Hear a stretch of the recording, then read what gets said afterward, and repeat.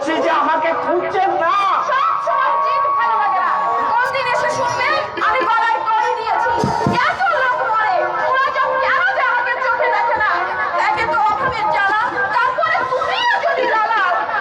ঠিক আছে বাবা, ঠিক আছে, আমারই ঘাট হয়েছে, তোর কথায় আমি মেনে নিচ্ছি, বুঝলি? চল, তোর ভাতের হাড়ের মধ্যে আমাকে লুকিয়ে রাখবি, চল।